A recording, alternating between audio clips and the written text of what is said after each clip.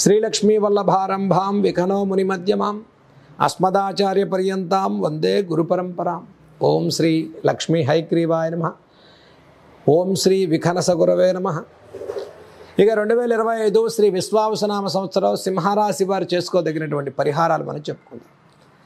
మరి సింహరాశి వారికి ఈ 25వ సంవత్సరం అష్టమంలోకి శనైశ్వరుని ప్రభావం, మే 16 వరకు అష్టమ శని రాహులు, ధనస్థానంలో కేతు ప్రభావం అన్నీ జరిగిపోతున్నట్టే ఉన్నాయి. గురుగారు ఏదీ జరగట్లేదు. అలా అన్ని విషయాల్లో ఈ సంవత్సరం మొత్తం కూడా మనం చక్కగా అభివృద్ధి పదంలో ముందుకెళ్ళటం కోసం కొన్ని పరిహారాలు మనం చెప్పుకుందాం. సింహరాశి వారు ముఖ్యంగా అష్టమ శని రాహుల యొక్క దోష నివారణ పరిహారం కోసం ఫైనాన్షియల్ ట్రాన్సాక్షన్ చేసేవారు ఆరోగ్య విషయంలో జాగ్రత్తలు పాటించండి. సకాల భోజనం చేయండి. సుదూర ప్రాంతాలకు ప్రయాణాల విషయాల్లో జాగ్రత్తలు పాటించండి. కన్స్ట్రక్షన్ సైడు లోన్స్ తీసుకునేవారు ఫైనాన్షియల్ ఫండ్ ఆగిపోవటం, మధ్యవర్తుల వల్ల చీటింగ్ కానీ, ఆకస్మికమైన ఇబ్బందులు కానీ, ఆకస్మిక అనారోగ్య సమస్యలు కానీ, కుటుంబంలో అనిశ్చిత వాతావరణం అంటే కుటుంబ వ్యక్తుల నుంచి అనారోగ్య సమస్యలు కానీ పెరగకుండా ముఖ్యంగా మీ ఆరోగ్య విషయాల్లో కూడా తగిన శ్రద్ధ పాటించడం చెప్పదగ్గ సూచన.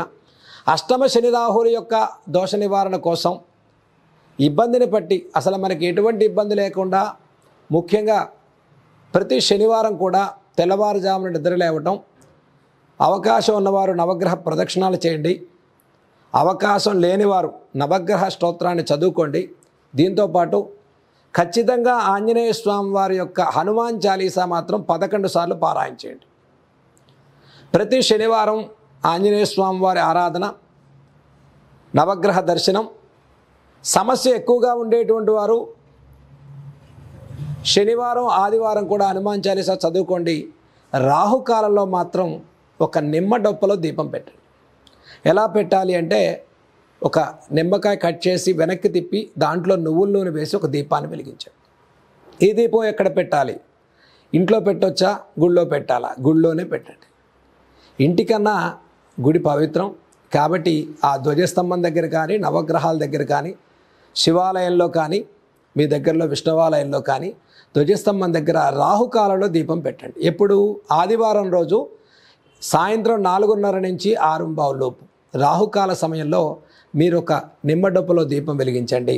చక్కగా ప్రయాణాల విషయాల్లో రాహుకాలాన్ని చూసుకుని ప్రయాణం చేయండి. ఆరోగ్య విషయాల్లో శ్రద్ధ పాటించండి. శనైశ్వరుడికి మాత్రం ప్రతి శనివారం నవగ్రహ స్తోత్రాలు చదువుకోండి. హనుమాన్ చాలీసా చక్కగా శనివారం, మంగళవారం రోజు ఆంజనేయ స్వామి వారి యొక్క ఆరాధన, తమలపాకులతో అర్చన చేయటం, ఆంజనేయ స్వామి ఆరాధన చేసుకోవటం, శనివారం రోజు నవగ్రహ ప్రదక్షిణాలు కూడా చేసుకోవటం మీకు ఈ సంవత్సరం మొత్తం విశేష ఫలితాలు కలుగుతాయి. దీంతోపాటు విద్యార్థులకు ఫోకస్ బాగా పెరగటం, కాన్సన్ట్రేషన్ ఉండటం కోసం, డైవర్షన్ లేకుండా చికాకులు తగ్గడం కోసం, సద్బుద్ధి పెరగడం కోసం ప్రతిరోజు కూడా ప్రాతకాలాన్ని గణపతి యొక్క నామాన్ని జపం చేసుకోండి. ఓం గం గణపతయే నమః, ఓం గణపతయే నమః, ఓం శ్రీ గణపతయే నమః. ఏ మంత్రాన్నైనా మీరు గణపతి మంత్రాన్ని జపం చేసుకోవటం ఎంతో విద్యాబుద్ధులు, సద్బుద్ధి, పాజిటివ్ మైండ్ సెట్ బాగా ఇంప్లిమెంటేషన్ అవుతుంది. ప్రతిరోజు గణపతి నామాన్ని మీరు జపం చేసుకోవటం వల్ల ఈ సంవత్సరం మొత్తం విశేష ఫలితాలు కలుగుతాయి. సింహరాశి వారు మరీ ఫైనాన్షియల్ ఇబ్బందులు, కుటుంబ సమస్యలు, కోర్టు సమస్యలు ఎక్కువ ఇబ్బందులు ఎదుర్కోకుండా ఈ సంవత్సరం మొత్తంలో ఒక్కసారైనా మన్యు పాశుపతం అనే హోమాన్ని సింహరాశి వారు చేసుకోవటం వల్ల ఎటువంటి ఆపదల నుంచైనా తొలగిపోయి విశేషమైన లాభాలు పొందేటువంటి పరిహారంగా మనం సింహరాశి వారికి 2025 చెప్పుకునేటువంటి పరిహారాల్లో విశేష పరిహారంగా ఇది మనం చెప్పుకోవచ్చు.